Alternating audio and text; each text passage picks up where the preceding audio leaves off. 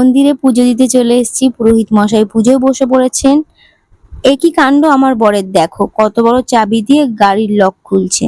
আর এখানে আমার বাবু হলো টাকা গুনতে ব্যস্ত। হ্যালো ফ্রেন্ডস, আরো একটা নিউ ব্লগে সকলকে জানাই অনেক অনেক ওয়েলকাম। আশা করি সকলেই ভালো আছো আর আমরাও অনেক ভালো আছি। তো বিকেল বেলায় বেরিয়ে পড়েছি। টাইটেল থাম্বনেল দেখে তোমরা বুঝতেই পারছো কোথায় যাচ্ছি। হ্যাঁ, আমরা নতুন গাড়ি কেনার জন্যই যাচ্ছি। তো রানাঘাটে চলে গেছিলাম। আমরা চলে গেছিলাম রানাঘাটের হিরো ডায়মন্ড শোরুমে। তো এই শোরুমে গাড়িটা সব ঠিকঠাক চলছে আর এখানে ফাইন্যান্স বা যাবতীয় যত কাজ ফর্মালিটি সেগুলি করা হচ্ছিল। তো এখানে সুবিধা আমাদের প্রচুর হেল্প করেছে, খুব অল্প টাইমের মধ্যে এত তাড়াতাড়ি কাজগুলো করে দিয়েছে।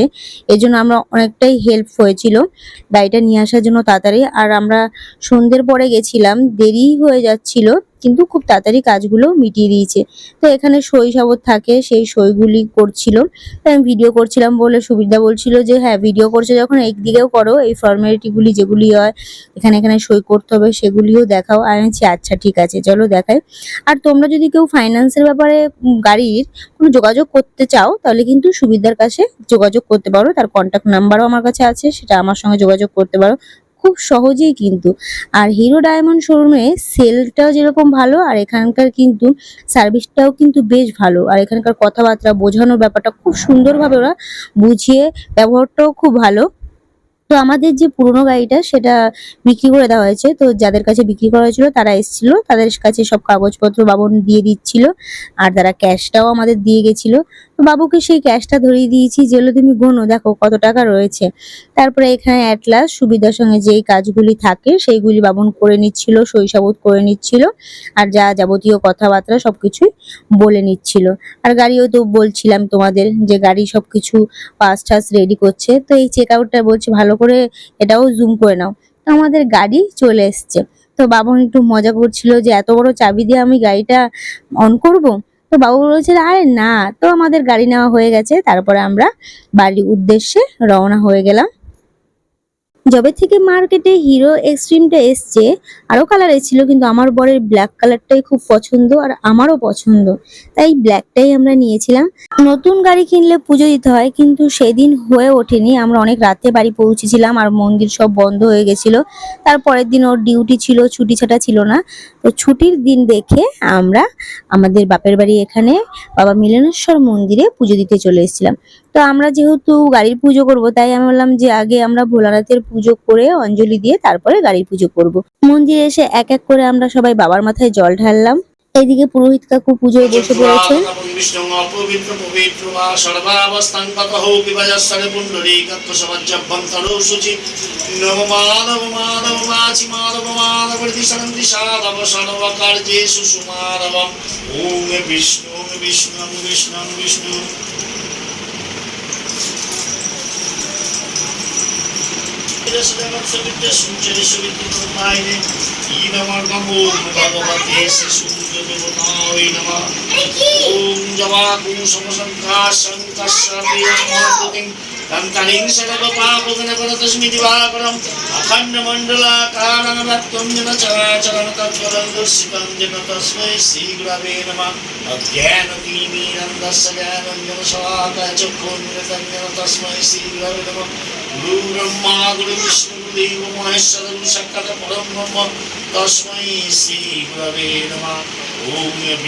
আমরা খুব ভালোভাবে পুজো সম্পন্ন করে তারপরে গাড়ির পুজো হচ্ছিল।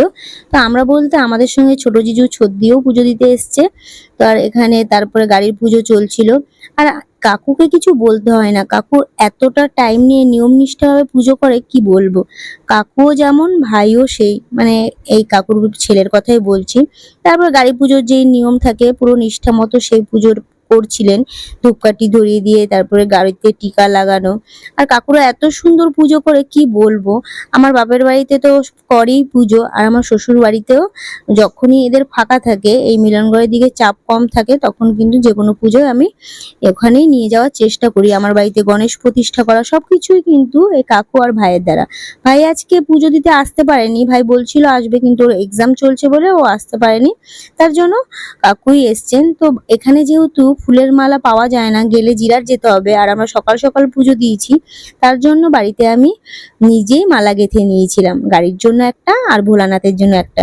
তো ভোলানাথের জন্য যেই মালা গেঁথেছিলাম সেটা তো বাবাকে পরিয়েই দিয়েছি, আর এখানে গাড়ির মালাটা গাড়িতে পরিয়ে দেওয়া হলো, আর পুজো চলছিল। যে কোনো পুজোয় নারকেল কিন্তু খুব শুভ, আর গাড়ি পুজোয় তো বিশেষ করে, তো গাড়ির পুজোর জন্য নারকেল তো লাগবেই।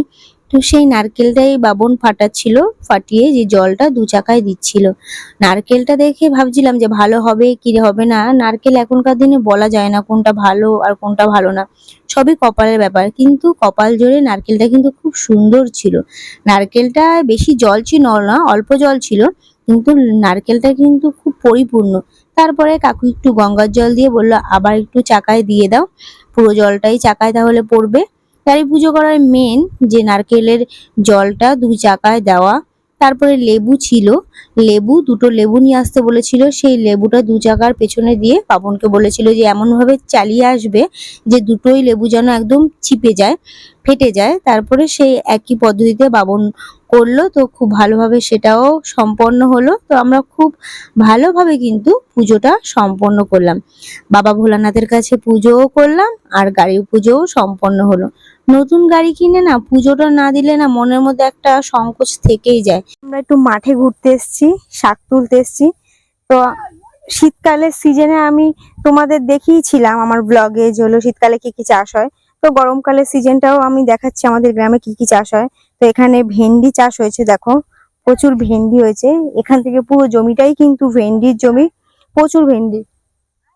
হ্যাঁ দাঁড়া, আর এই আমার বোন ডাকছে যে আয় আয়। আর ওইদিকে ফুলের চাষ হয়েছে, আর এই সাইডে দেখো পটল গাছ লাগানো হয়েছে, পটলের মাচা করে দিয়েছে, প্রচুর পটল হয়েছিল। কিছু কিছু পটল তো পেকে পচেও গেছে, গাছটা সেরকম বড় ঝাঁকা না। আর ওইখানে যে বড় ঝোপ মতো গাছটা দেখতে পাচ্ছ ওটা কিন্তু মৌসুমী লেবু গাছ। আর এই পিলারে কিন্তু লাগানো হয়েছে ড্রাগন ফল। প্রচুর মানে এখানে সেরকম যত্ন নেয় না বলে এতটা, নাহলে আর একটু যত্ন নিলে হতো। যে কাকুর জমি সে কাকু ঠিকঠাক করে যত্ন নিতে পারে না, একটু বয়সটাও হয়ে গেছে ওনার অনেক। তো এইদিকে দেখো ড্রাগনের ফুল এসছে, ফুল চলে এসছে, এবার ফল হয়েছে, ওই দিকটাও অনেকগুলিতে ফল হয়েছে।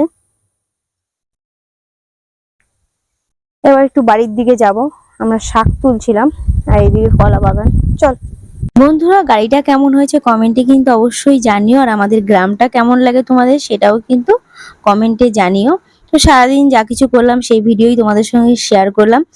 আমার ভিডিওটা কেমন লাগলো অবশ্যই জানিও, লাইক কমেন্ট শেয়ার অবশ্যই করো, আর আমার চ্যানেলকে সাবস্ক্রাইব করতে কিন্তু ভুলো না। দেখা হবে নেক্সট ব্লগে।